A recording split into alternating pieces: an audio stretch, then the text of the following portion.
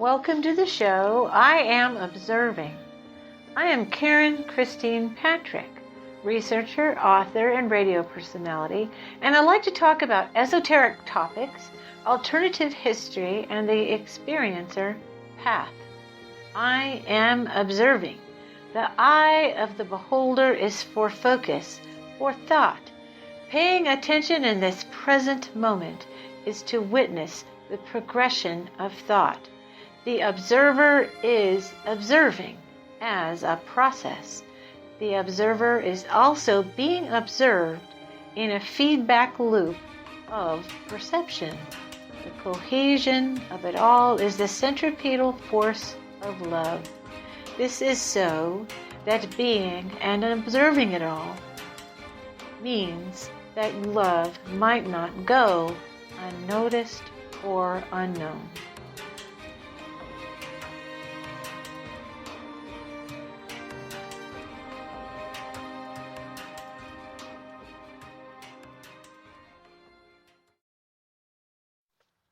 My observation for this present moment is something I've mentioned before. THEATRICS, THEOTRICS, the tricks of the gods. I'm parked near New Mexico highway with traffic swishing back and forth behind me. It's a gorgeous September day. I think fall, anywhere I've lived, fall has always been my favorite season.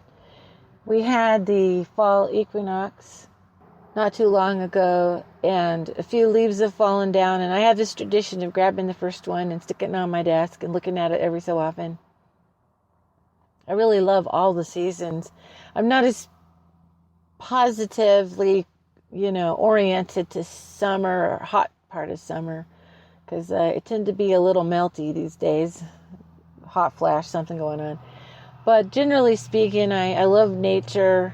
I lived on a boat for 7 years and got to literally live out in it. And so it's just really a beautiful time of year in New Mexico with the rain, monsoon season, greening everything up again. It's like a second spring. I have read part of this passage before from my ebook, Thought Equals Matter, and you can get that at tinyurl.com/thought equals. It's free, and you can download it, download the PDF and read it. It was an automatic writing type book, although I lost the manuscript, so I was kind of mortified on a stressful train trip, and I had been spending the trip typing it, so I ended up deciding it was okay to edit it to a certain extent. So it's not super original channeling type writing, but it felt like it needed some crafting. It's kind of poetic. It uses word pictures. In my writing, this term came up: theatrics, theotricks, the tricks of the gods. Theatrics, theotricks, tricks of the gods. So one of the things that came up in my automatic writing, I talk about and have eventually become a book called Transmissions from All Guides, was how certain terms came up, which was a play on words, and how instructive that was. And this was one of the most instructive concepts that I had, other than the cohesion of love, which I've already done a show on. Theatrics. And in the book is the allegory about the stage. And the stage represents manifestation. It represents our observation of the world around us, of manifestation of our material reality. And our material reality, so many people depend on it. I won't believe that till I see it, till I can feel it with my hands and all that. And yet, actually, most of our interaction with the manifestation that is our reality is visual. Because we got our eyes open, we're looking at everything. We're touching some things, but mostly we're looking and observing. And then, on top of that, our interpretations figure into the manifestation as well, because we learn as a little baby growing up to becoming an adult this is what this means to us, that this tastes good, this doesn't. That stage of babies when they taste everything, that is so annoying. They're little human vacuum cleaners. But it's important. It's an important stage. Is this for me or not for me in the way that I want it? I was in theater for many years, off and on. And there's just the basic gist. There's the bare stage to start with, and it's then filled up with scenery and props, which are stored and brought on and off backstage by stagehands. There's the actors and actresses who learn the words of the script. There's the director who makes sure that when they're saying lines that they're, crossing over to the person they're going to talk to. So there's all of that blocking and movement that has to be worked out.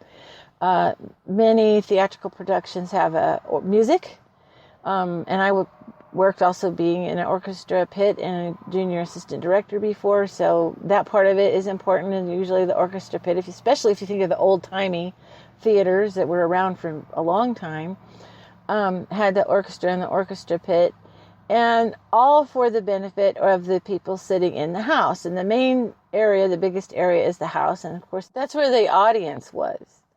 And for the audience, everything was created for the audience, so they created a false reality or an imaginary reality. So you had a couple of couches and a backdrop that looked like a room, and that would stand in as somebody's living room when it's really just a few pieces of furniture and a painted background. Or there'd be a scene outdoors and there'd be a painted mountain and some rocks to sit on. Just depending on whatever the scene was. The props or the things that they handled, the phone would ring. I famously love it when the props master, the sound engineer, has to ring the phone, and they don't do it on cue. In other words, the phone's supposed to ring at a certain part in the scene, and it doesn't quite ring. And one time it didn't ring at all in one production I was in, and the actor was really swift and smart and went over and dialed the phone. Pretended to dial the phone at the time. It was rotary dial at the time, and make the call that was supposed to come in. So that was fun. And then it basically becomes this reality, this whole construct in somebody's experience. So after the audience has watched, some production, play, they've seen Phantom of the Opera or, some opera or something, then now that is a part of their experience, and they go tell their friends, hey, have you been, have you been to see this? And then their friends go see it. And, that's basically the bread and butter of how theater works, is that it creates, the first creation was the what if question of the creator of the play, the playwright, who creates the whole story. Then it's handed over to theatrical production and sort of breathed into life, but it's not real life. I mean, it's a portrayal. And then, in a sense, it becomes real only in the mind of the audience that sees it, because they're going to sit there and suspend their disbelief unless something really silly happens, like the back curtain falls down, or something that breaks the illusion. Somebody says something funny and the actresses start laughing at an inappropriate moment, or the guy forgets to push the telephone ringer thing, that the actors and actresses move on to the next scene, and then the phone rings, and now it's really awkward. They've got to ignore it. So it's just, unless something awkward and out of the script happens, then basically there's this whole complete experience, and the audience is not only it's not only just something that they experience, but it's a little like written in the day of their experience. So that day, if they had a blah Saturday and then they went to the theater, that's the big event in their day, and that's written in their course of experience, and it's real to them at some level. I mean, we know our fiction is our fiction, our movies are movies, but they have a real impact on us, as if they, not only say as if they happen, especially if you're watching an action movie and there's a lot of car crashes. A car doesn't crash in your living room. It's as if, right? As if the thing has happened. And we love that. We love that whole artifice as humanity. we consider our normal life mundane and boring to a certain extent. And so we will come home from a hard day at work and we'll watch television and we'll watch a show or a program or a movie to take us away from the mundane aspects of our life and to let imagination, paint a picture for us and tell us a story. What if I wasn't an accountant that worked downtown and had to commute? What if I was a princess in a castle? And what if, a secret spy gave me some microfilm to get to the ambassador? I mean, the plots are endless. But there's kind of another subtle thing that's going on with theatrics, THEATRICS, tricks of the gods. I'm going to say that so much you're going to hate it, but I'm trying to make a point. So theatrics is the theater, right? And how it creates an experience that is out of our realm of normality, but weirdly echoes it too. Like usually a particular story is like an extreme experience of someone else. So, for instance, there might be somebody who is just a mechanic in a garage, but he's always wanted to be a pilot. So he's going to like to watch stories about ace fighters and Top Gun and all of that. In other words, but the guy that actually lives that life, yes, it's kind of exciting, but from what I understand, a pilot is exceptionally brief, a brief stint in the military. Perhaps a career as an airline pilot, but it's, some of these exciting lives to be lived are short term.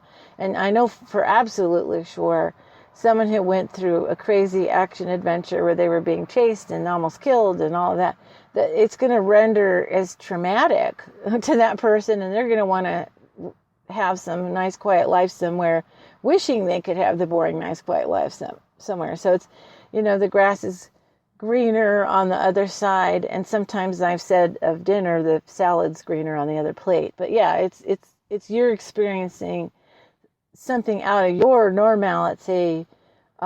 Wouldn't it be nice if I had a nice quiet life? Or would it be, those TV shows often go off of that, where people have non-problems, particularly family program. They have non-problems. Oh, will Billy get a good grade on his test? Will Marcia get to kiss that boy? I mean, they're just not problems, not real problems that regular people face every day.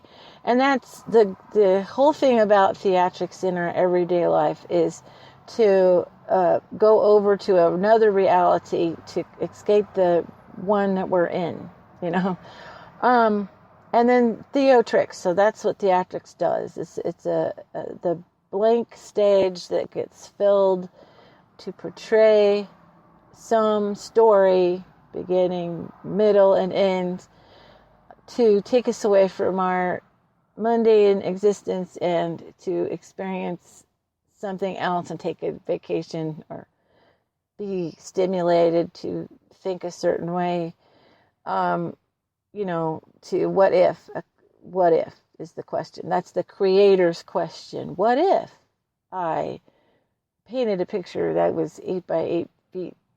How would I fit it in my living room? What if I made a piece of pottery? What if I sewed a dress? What if?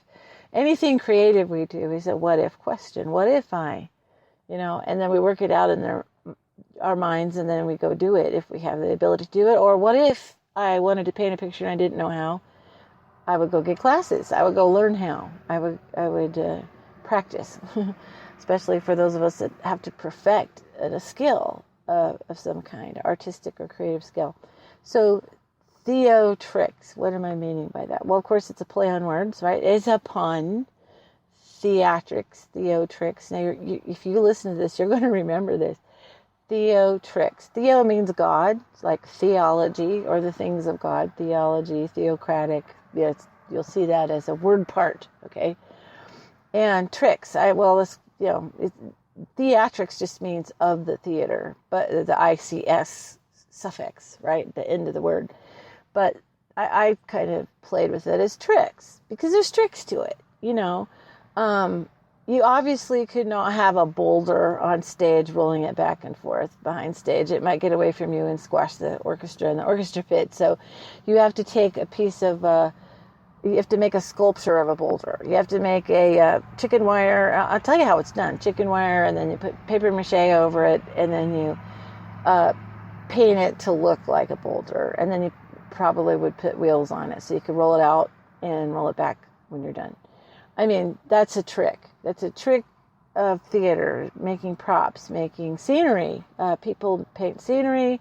They use a technique to fool the eye so it looks like you're in front of a mountain, or you're in a building, or you're in a big hallway or something like that. There's techniques on how to paint with perspective so that it looks like, and if you get up close to it, which I have done on many occasions in the theater, the closer you get to all of this, the less real it looks, to be honest. It's supposed to render as the object past 10 feet or so, or 15 feet, because it's only the audience who has to think that that's real. The people playing the play don't have to think it's real.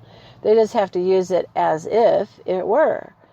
But, like I said, you get right up to the painting of the big mountain, and you're going to see every brush stroke, and you go, well, that's cheesy. That doesn't even look like a mountain. I'm going to tell you, go out to the first row, and it does, at least in terms of giving the impression, which is all you really usually have to do, is just give the impression. Because the audience has already paid the ticket. They're sitting down. They're already suspended their beliefs for the sake of the duration of the play. What if this were so, and let's pretend. So that's the tricks part, right? The tricks is also the wording and use of words of the playwright.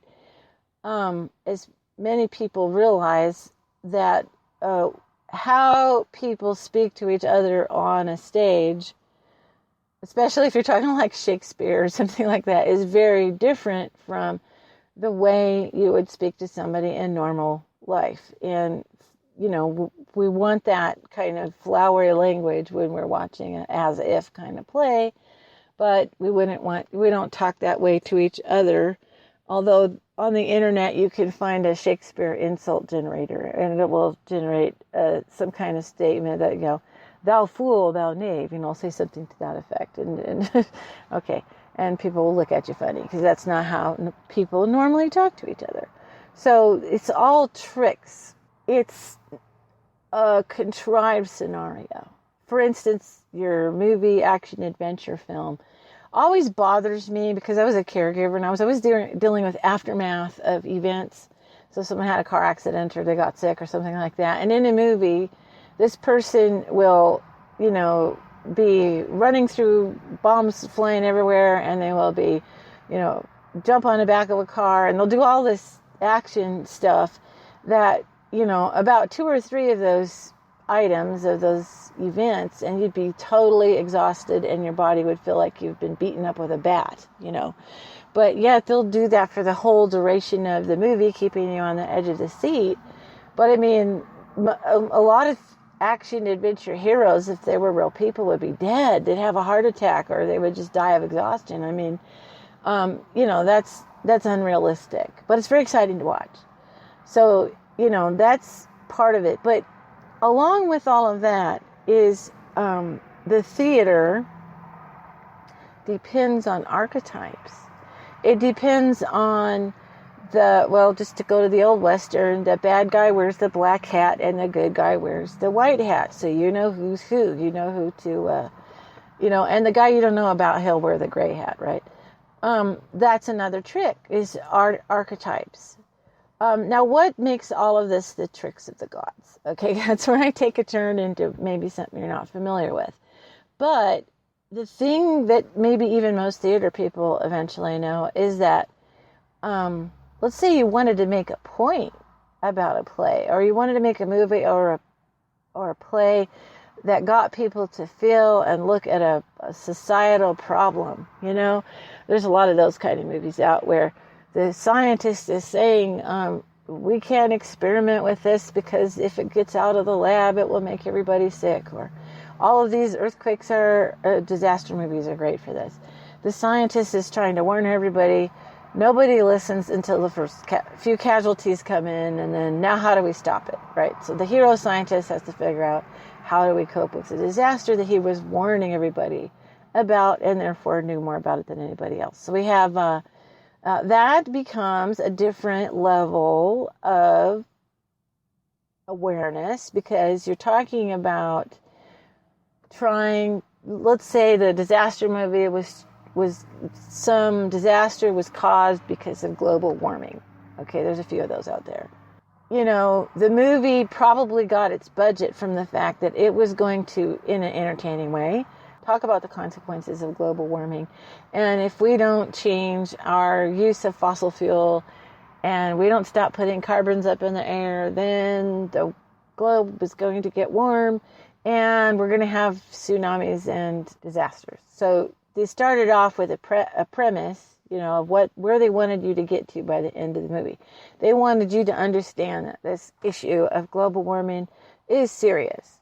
And so then that's a little bit different level, right? In other words, there was problem, reaction, solution thing in place there.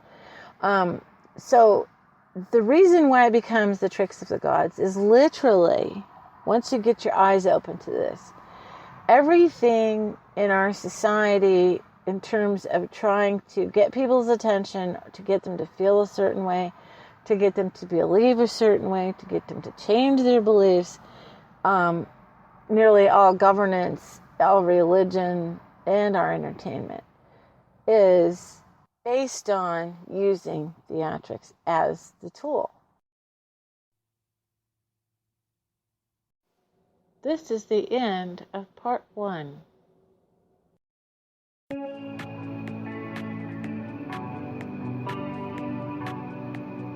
Again, thank you so much for listening to this program. I am Observing with Karen Christine Patrick. I really appreciate it that you have come this far with me for this space of time. Thanks to the musician Jazzar, my favorite composer from freemusicarchive.org, for the wonderful music in this program. Please visit my Facebook group, I, as in EYE, am observing, and let's keep the conversation going.